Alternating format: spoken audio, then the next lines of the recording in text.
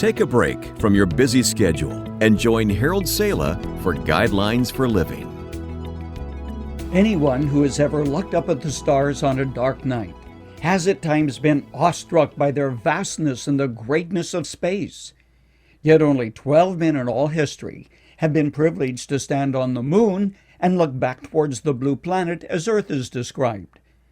Standing on the surface of the moon, the Earth is some 229,000 plus miles away. And according to Jim Irwin, one of the 12 astronauts who saw it from that perspective, the Earth appears to be the size of a walnut. It takes a second and a half for light to reach us from the moon. Accordingly, astronomers refer to heavenly bodies as being light years away. Now, a light year is the distance it takes light to travel in 365 days at the speed of 186,282 miles per second. Our closest star, excluding the Sun, is Alpha Centauri, 26 trillion miles away. It's 5 times the Sun. It takes 4.5 light years for light to reach us, even from the closest star. Very quickly, the vastness of God's creation begins to challenge our minds and comprehension. Too great to fathom.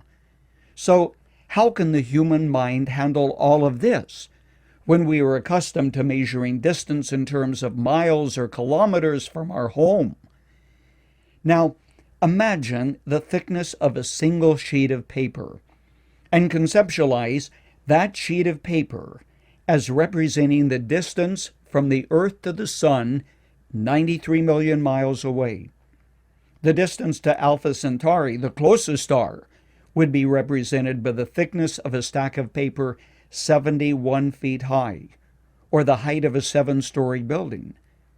The diameter of our galaxy alone would be a pile of paper 310 miles high. Again, that's based on the fact that the thickness of a single sheet of 20-pound paper would represent the distance between the Earth and the Sun. On several occasions, Jim Irwin, one of the 12 astronauts, was our guest at Guidelines. Before I did an interview with him, we had lunch with several friends at a nearby restaurant. While he was away from the table making a phone call, I told the waitress serving us who he was. When Jim came back to the table, the waitress kept peering out of the corner of her eye, scrutinizing this man as someone from outer space. But honestly, having experienced what Colonel James Irwin experienced, separated him from the masses of humanity who stand on Earth and look up at the moon and the stars. One thing that impressed me about Jim is that his perspective of Earth, as well as of space and God, was different from most people. Why? He'd been there. He saw it from a different perspective. And for him, life would never be the same. Robert Louis Stevenson, the poet, put it so beautifully when he wrote, "The stars shine over the mountains. The stars shine over the sea. The stars look up to the mighty God. The stars look down on me. The stars shall last for 1,000,000 years, 1,000,000 years and a day. But God and I will live in love when the stars have passed away."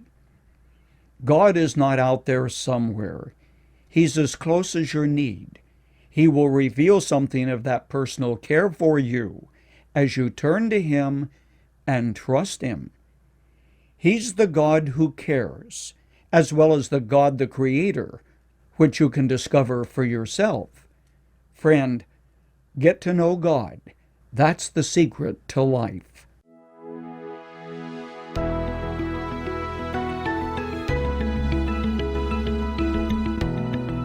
You've just heard Guidelines for Living.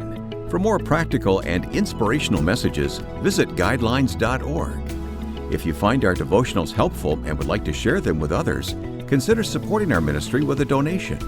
Again, that's guidelines.org. Thanks for listening to Guidelines for Living.